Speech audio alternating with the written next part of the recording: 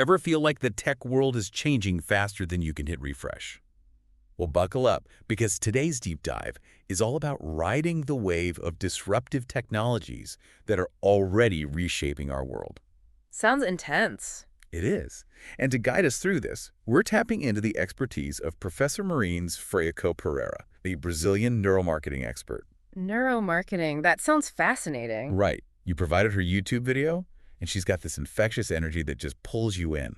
But more importantly, she makes a compelling case that these advancements aren't just changing the game. They're creating a whole new one.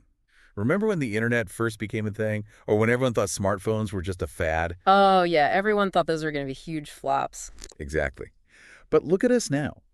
Professor Marynês argues this current wave of tech is even bigger because it's impacting our brains on a much deeper level.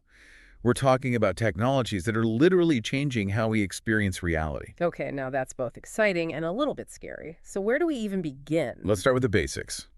What exactly is a disruptive technology? It's not just about something being new and shiny.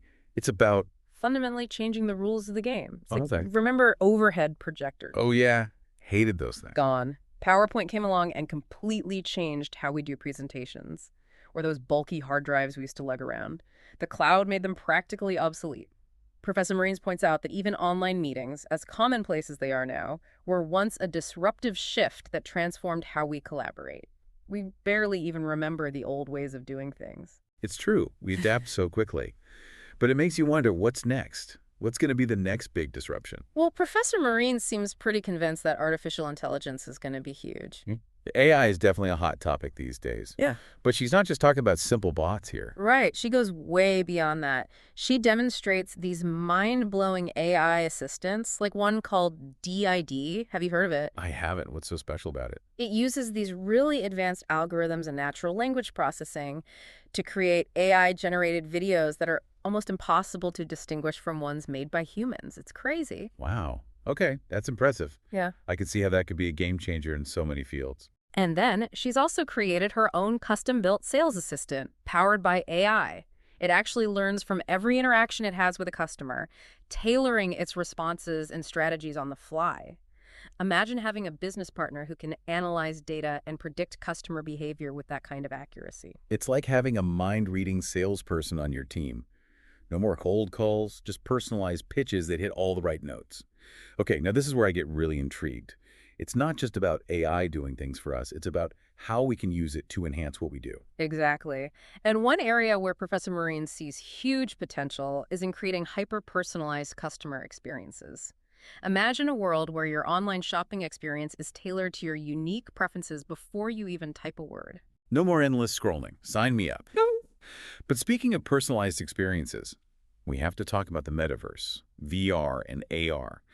Professor Marynês really brings these technologies to life. It's not just about the tech itself, though. It's about how it taps into our senses and, almost tricks our brains into perceiving the virtual as real. She gave this really interesting example of Balenciaga, the fashion house. They created an entire fashion collection that was launched within a video game. Wait, seriously? An entire fashion line debuting in the Metaverse. It's wild. It seems like a natural fit for fashion, but is this something other brands are doing too? Oh, definitely. Professor Marynês mentioned that even brands like Nike and McDonald's are dipping their toes into these technologies. Really? What are they doing? Well, Nike created a virtual world where you can try on clothes, customize sneakers, you can even interact with other users. That's so cool. I can totally see myself spending way too much time in there. And what about McDonald's? What are they doing with this technology? They're using AR to create interactive games and experiences for customers at their restaurants. It's all about engagement, finding new and memorable ways to connect with people. It's like the possibilities for marketing, education, even just everyday life are endless. But while we're on the topic of mind-blowing tech, Professor Marynês also dives into a field that feels straight out of a sci-fi movie, holograms. Oh, yeah. And she starts with such a great example, something everyone can connect with, the ABBA Voyage concert. I've heard of that. It's the one where they created. Digital avatars of the band members, rendered in stunning holographic detail. Imagine seeing a band you love perform live, except it's not actually them, but they're digital twins. Wait, so the whole concert is holographic ADA? That's incredible. It's like being in the future. But it's not just about entertainment, right? Professor Marynês sees potential for holograms to be used in all sorts of fields. Exactly. She challenges us to think beyond the obvious. Imagine holographic presentations in business meetings, medical students practicing complex surgeries on holographic patients. She even talks about the potential for preserving the legacies of individuals after they're gone. Okay, now that's both fascinating and a bit eerie. Right. She mentions this company called Legaton that's using holographic technology to create interactive digital twins of people.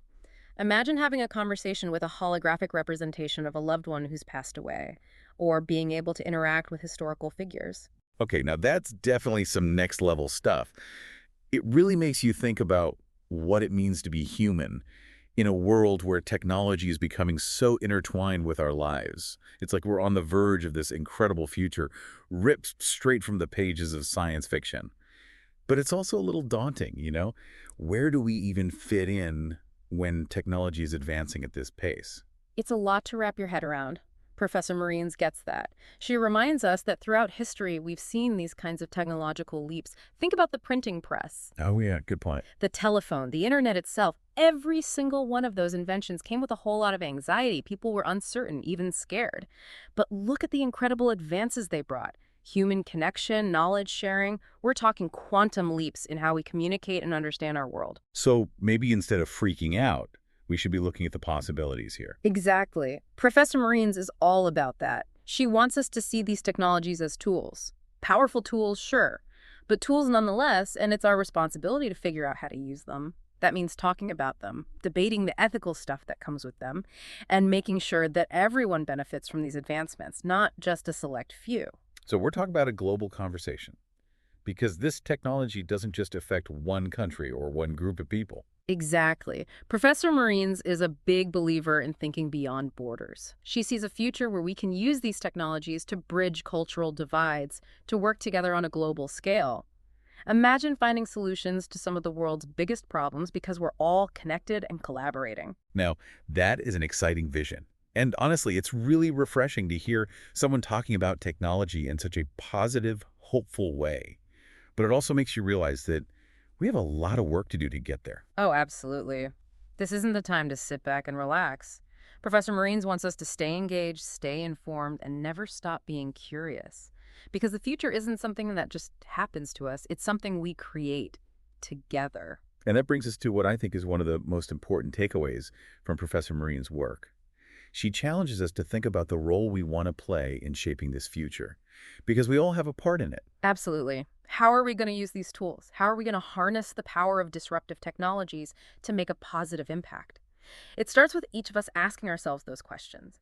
What kind of impact do we want to have on our own lives, on our communities, on the world? It's about thinking big, but also realizing that even small actions can ripple outwards and create meaningful change. Exactly. And part of that is recognizing that education is going to be key. Professor Marynês sees huge potential for these technologies to transform how we learn. It's funny you mention that. When I think about education and technology, I can't help but picture those futuristic classrooms with holographic teachers. It does sound pretty cool, right? But Professor Marynês takes it a step further. She's talking about AI that can personalize the learning experience for every single student. Imagine AI tutors available 24/7, or educational software that adapts to each student's learning style in real time. It's like having a personal tutor for every subject. No more falling behind because you're afraid to ask questions or struggling to keep up with the pace of the class. And it's not just about making the existing information more accessible, it's about changing how we think about learning itself. Professor Marynês believes these technologies can unlock human creativity and problem solving in ways we haven't even begun to explore. It's like we're on the verge of this completely new era of learning. It's exciting, but it also means we need to be open to change. Exactly. And it's not just about keeping up with the latest gadgets. It's about embracing a mindset of lifelong learning, a willingness to adapt and evolve as these technologies continue to evolve. And that brings us back to this idea of collective responsibility. We need to make sure these technologies are used to create a future where everyone has the opportunity to thrive. Precisely. Professor Marynês emphasizes that this isn't just about individual growth.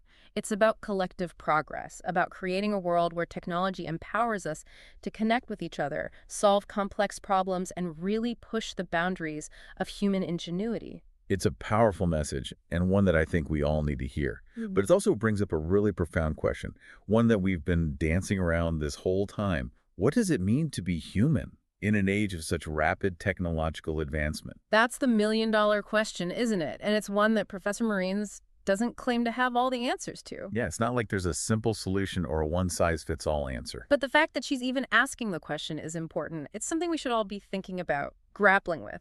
Because those answers, they're going to shape not just our own lives, but the very fabric of our society in the years to come. It's a lot to process. It really makes you wonder, are we on the cusp of a utopia or a dystopia? It's easy to get caught up in those extremes. But Professor Marynês challenges us to remember that technology itself isn't inherently good or bad. It's all about how we choose to use it. Like, we've already talked about all the incredible potential, right? Right. Personalized medicine, global collaboration, even connecting with loved ones who are no longer with us. Exactly. But to get to that positive future, we have to be really intentional about our approach. We can't just sit back and let things happen. So what does that look like? How do we actually shape the future of technology? Well, for starters, we got to talk about it. Professor Marynês stresses the importance of open and honest conversations about the ethical implications of these technologies. And not just in academic circles. We need everyone at the table. So like a global town hall on the future of tech. Exactly. Because these advancements are going to impact everyone, everywhere. We need to be thinking about things like data privacy, algorithmic bias, the potential impact on jobs and the economy. Yeah, those are some big, hairy questions. But someone's got to ask them. And it's not enough to just ask the questions. We have to be willing to listen to the answers, even when they make us uncomfortable or challenge our own assumptions. It's about being open to different perspectives. Exactly. Professor Marynês reminds us that we're all in this together. It's about finding common ground, building bridges instead of walls. Because the challenges and the opportunities that come with these technologies, they're global in scale. It's a tall order. But honestly, I feel a bit more hopeful after diving into Professor Marynês' work. It's refreshing to encounter someone who's not afraid to tackle the big questions. She doesn't sugarcoat it, that's for sure. But it's clear that Professor Marynês is ultimately optimistic about the future, and I think her optimism is contagious. But it's not a passive optimism, it's a call to action. So, where do we go from here? What's the one thing you hope our listeners take away from this deep dive? Stay curious. Don't shy away from these technologies because they seem complicated or overwhelming. Engage with them. Ask questions. Experiment. The future is what we make it, right? Exactly. And the more informed we are, the more empowered we are to shape that future in a way that benefits all of humanity. I love that. So, to our listeners, we leave you with this. The future is unwritten. What will your contribution be? Keep exploring, keep questioning, and keep diving deep. And until next time, thanks for joining us.